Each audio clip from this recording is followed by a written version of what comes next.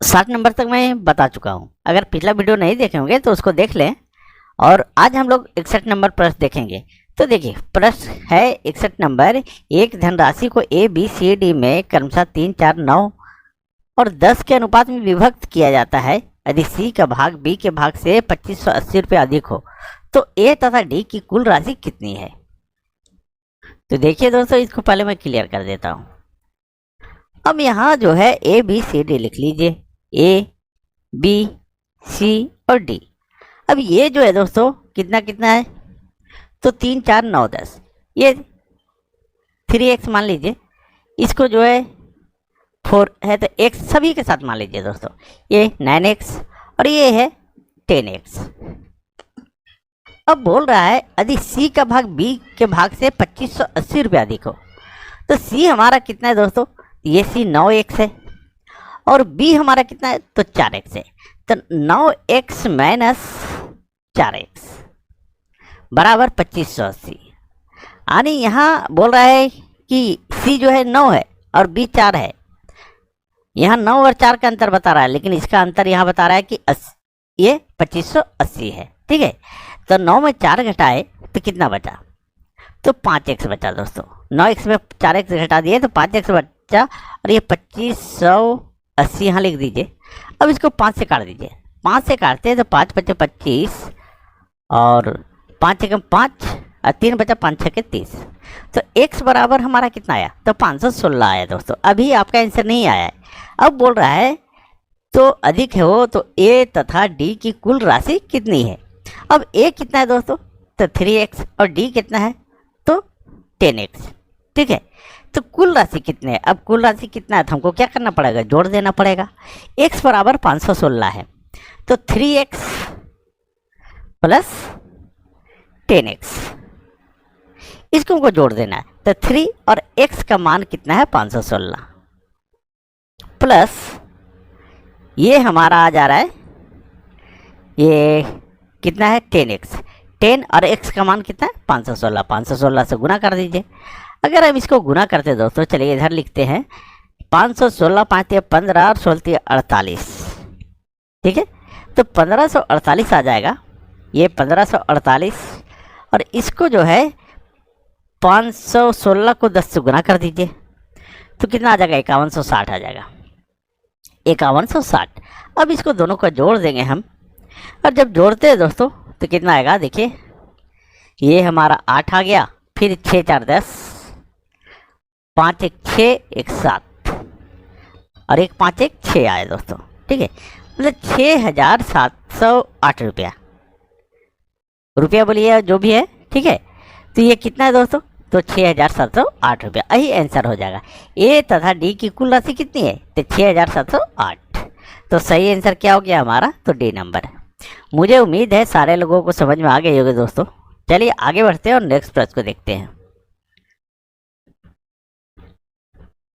देखिए दोस्तों, जो भी छात्र वीडियो देख रहे हैं उसको ये जो है सो RS अग्रवाल पहले कंप्लीट कीजिए, उसके बाद दूसरे ये को देखिए। ठीक है, क्या है कि अगर आपका बेसिक मजबूत नहीं रहेगा तो आगे नहीं बना पाइएगा।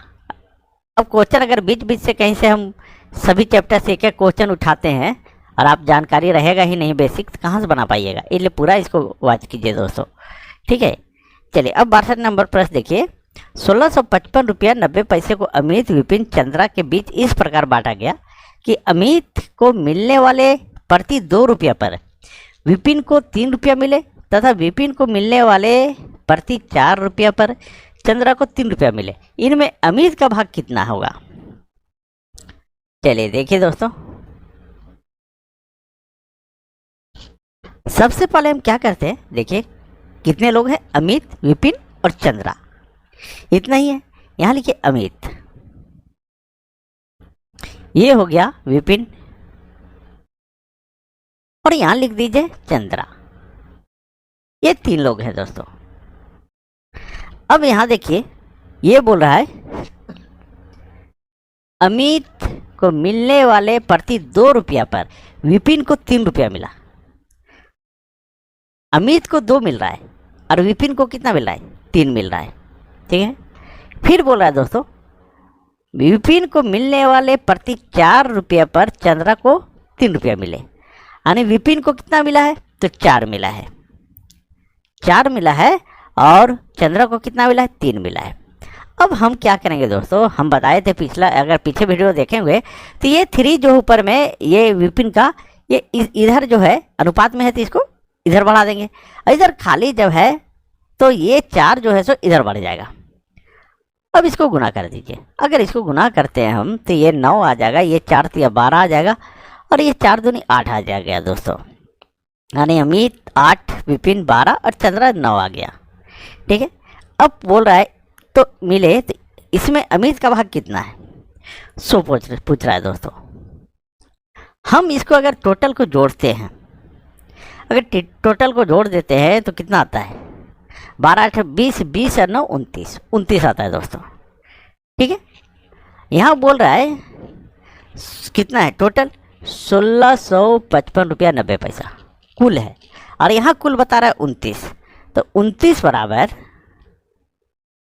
1655.90 पैसा, ये हो गया दोस्तों।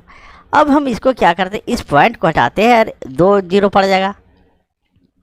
ठीक है, अब इसको काट दीजिए, ये 0 और ये 0, अगर एक बराबर हम काटते हैं, एक बराबर, तो ये हमारा 29 से कितना बार में कट जाएगा, ये 571 बार में कट जाएगा दोस्तों टोटल।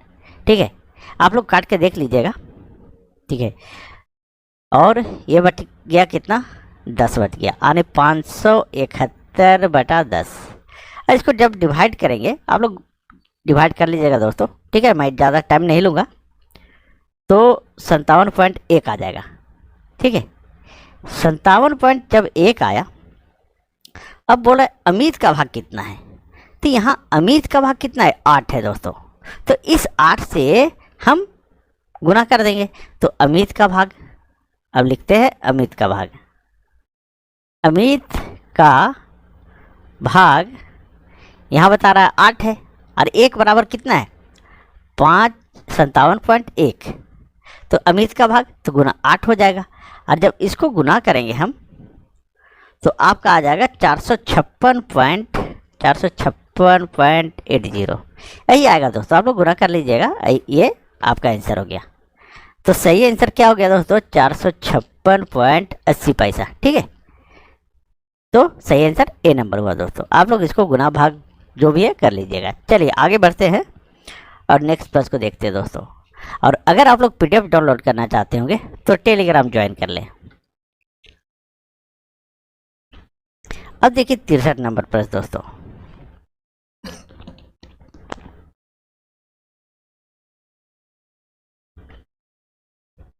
तो ये 63 नंबर प्रश्न दोस्तों, एक व्यक्ति ने अपनी संपत्ति को इस प्रकार से विभक्त किया कि उसकी पुत्री तथा पत्नी के भाग और उसकी पत्नी तथा पुत्र के भाग में से प्रत्येक 3:1 के अनुपात में हो।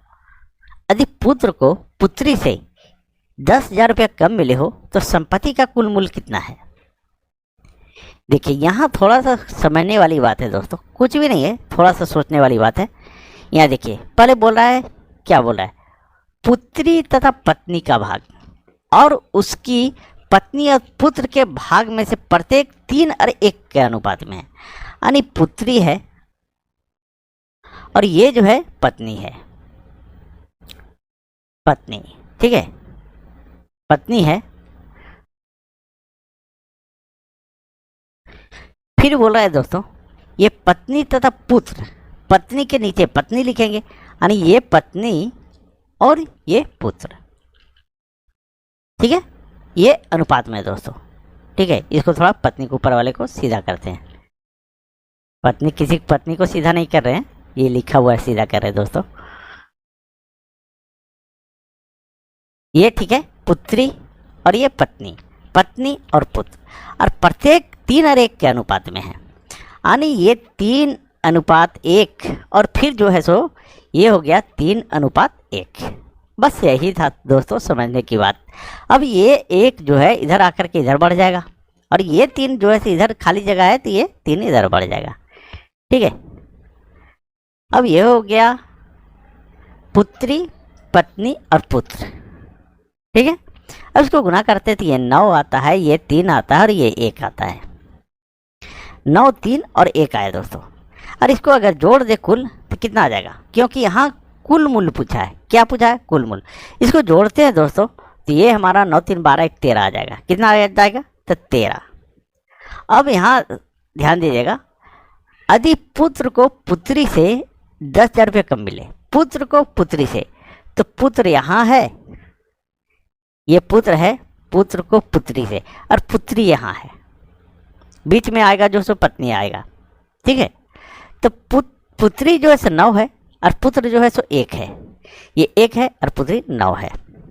तो यार यहाँ बोल रहा है कि यदि पुत्र को पुत्री से 10,000 रुपये कम मिले, यानी हम 10,000 कम मिले, यानी 9 माइनस 1, यहाँ बोला है 9 माइनस 1, ठीक है। यानी पुत्री को 9 मिला, पुत्र को 1 मिला।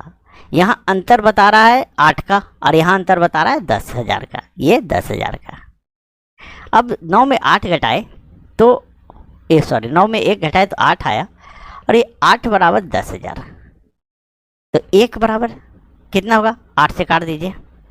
अगर 8 से काटते हैं दोस्तों तो चलिए 4 से काट दे। 4 दूनी 8 और 25 चौके 100, 2 0। अब फिर 2 से इसको काट देते हैं तो कितना आ जाएगा? ये 2500 है तो 1250 आ जाएगा दोस्तों। तो 1 बराबर कितना आया? तो 1250 आया। अब यहाँ बोल रहा है कि संपत्ति का कुल मूल्य कितना है, तो संपत्ति 1 बराबर 1250, तो यहाँ कुल कितना है? 13। तो कुल बराबर 13 गुने 1250, और इसको जब गुना कीजिएगा आप तो आपका आ जाएगा 16,250। इसको गुना कर लीजिएगा दोस्तों आप लोग, तो सही आंसर क्या हो गया? 16,250, यानी बी नंबर दोस्तों, ठीक है। वहां पर है मेरे क्या करना है। चलिए, तो इसका सही आंसर क्या हो गया दोस्तों? बी नंबर हुआ। चलिए आगे बढ़ते हैं और नेक्स्ट प्रश्न को देखते हैं।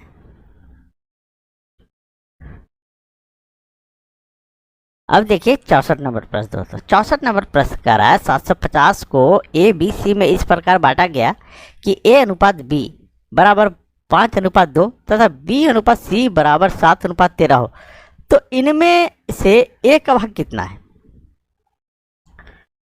तो ए अनुपात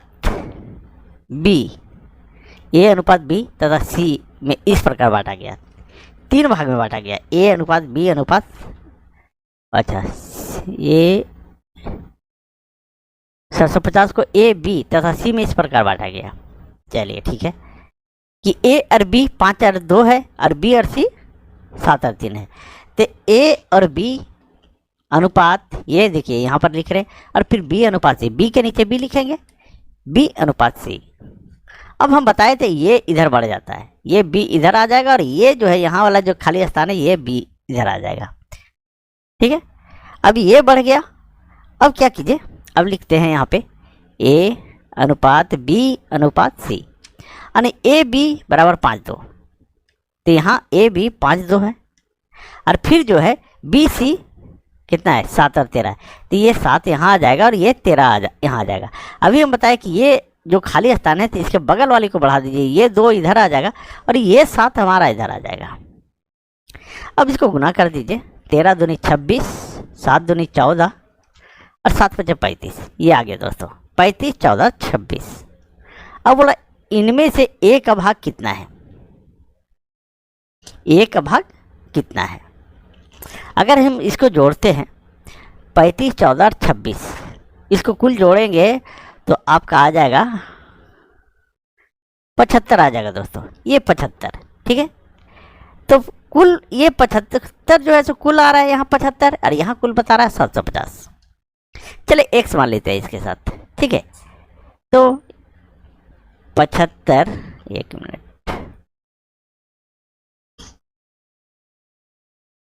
75 x बराबर 750, 750, तो x बराबर 75 दहिए 750, तो x बराबर कितना आया? 10 आया। x बराबर बोलिए या 1 बराबर, ठीक है। अब जो है बोला a का भाग, अब a जो है ना ये सभी के साथ a x मानना पड़ेगा दोस्तों, यहाँ पे x मानना पड़ेगा, ठीक है। ऊपर में नहीं भी मानिएगा, नीचे मानना पड़ेगा। चाहे नहीं भी मानिएगा तो उसमें जो है सो 1 के बराबर निकालना पड़ेगा, 1 मानिए या x मानिए, बात एक ही है। अब x बराबर 10 आया। अब बोला a का भाग कितना, तो a का भाग यहाँ कितना बता रहा है? 35 बता रहा है। तो a का भाग बराबर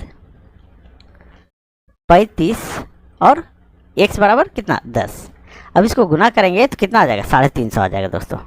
यही हमारा आंसर हो गया। तो सही आंसर क्या हुआ? तो डी नंबर हुआ दोस्तों। चलिए आगे बढ़ते हैं और नेक्स्ट प्रश्न को देखते हैं। अब देखिए 65 नंबर प्रश्न दोस्तों। 65 नंबर बोल रहा है 530 को ए बी सी में इस प्रकार बांटा गया है कि ए को बी से 70 रुपये अधिक मिले तथा बी को सी से 80 रुपये अधिक मिले। इनके भागों का अनुपात कितना है?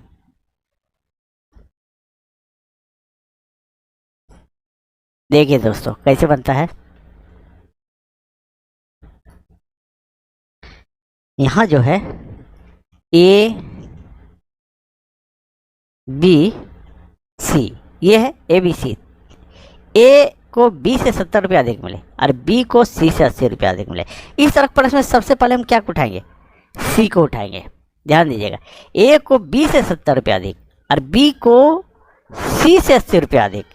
तो अगर हम सी को 100 मानते हैं, सी 100 हुआ, तो यहाँ देखिए बी को सी से 80 रुपये अधिक, तो 80 रुपये अधिक बी को मिला है सी से, तो ये 180 रुपया हो जाएगा। यहाँ तक क्लियर हो गया। अब बोला ए को बी से 70 रुपये अधिक मिले, ए को बी से 70 रुपये अधिक, तो 70 इसमें और जोड़ देंगे हम। ए में कितना हो जाएगा? 180 है बी, तो इससे 70 रुपये अधिक ए को मिला है, तो 8 से 15 यानी 250 हो जाएगा दोस्तों। चलिए ए को 250 मिला, बी को 180 और सी को 100 मिला। अब इनके भागों का अनुपात पूछ रहा है।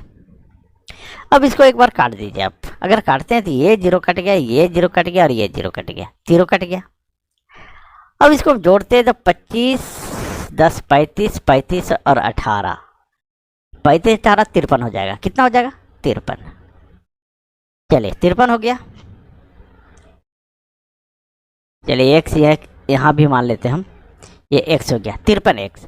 तो 53x बराबर 530, ठीक है। ये तीनों का भाग है 530, तो x बराबर ये 53 दहिए 530 आ गया, यानी x बराबर 10 आया।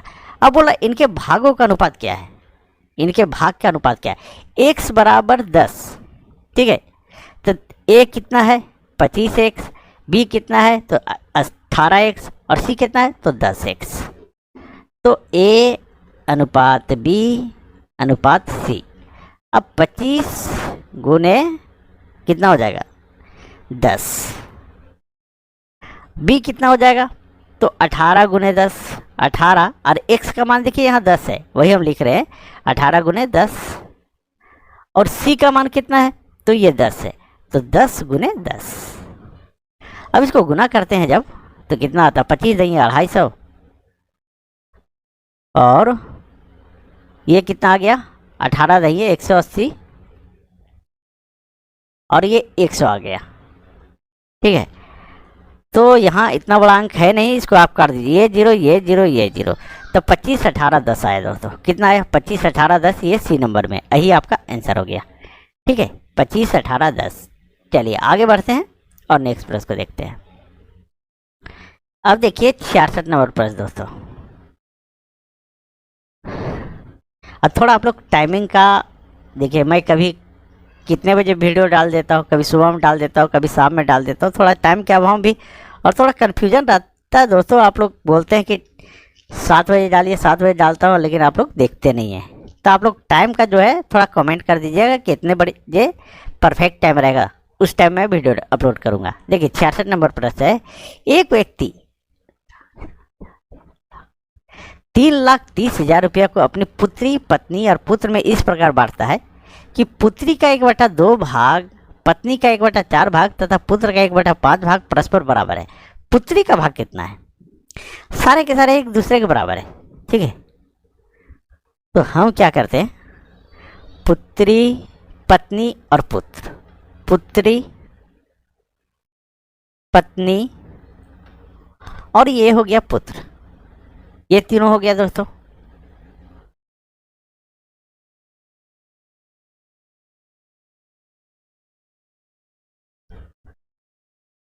तो दोस्तों देखिए एक चीज, यहाँ भी एक है, यहाँ भी एक है, यहाँ भी एक है, ठीक है। जब सब बराबर है तो इसी को हम बांट देते हैं। ये 4 है, पुत्री जो है 4 भाग, पुत्र जो, एक मिनट, पुत्री 2 भाग, ठीक है, ये 2 भाग है और पत्नी का 1/4 यानी 1/4। ऊपर बराबर है इसलिए हम सिंपल सा मान ले रहे हैं दोस्तों, बराबर रहता है तो नीचे वाला भाग को बनाया जाता है। ये 4 हो गया और ये पुत्र जो है सो 5 हो गया, ठीक है।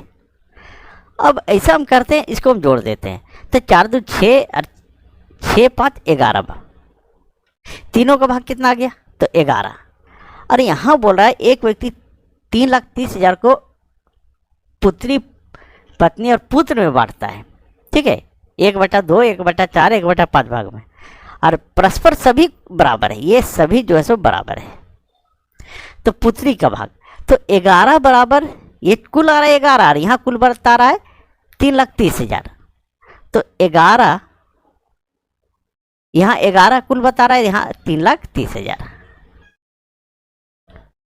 तो 1 बराबर, तो 11 तिया 33 और 4 0, ठीक है। आने कितना आ गया? 30,000 आ गया दोस्तों, 1 बराबर 30,000। तो पुत्री का भाग कितना है? तो पुत्री का भाग यहाँ बता रहा है कितना, ओ सॉरी 2 बता रहा है, ठीक है, पुत्री का भाग पूछ रहा है तो ये 2 बता रहा है, तो 1 बराबर 30,000। तो पुत्री, पुत्री का भाग, पुत्री का भाग बराबर ये 2 गुने 30,000 बराबर कितना हो जाएगा? 60,000, 60,000, यही हमारा आंसर हो जाएगा दोस्तों। तो सही आंसर क्या हुआ? तो बी नंबर है दोस्तों। अगर आप लोग को वीडियो अच्छी लगी हो तो प्लीज़ वीडियो को लाइक करें, चैनल सब्सक्राइब करें।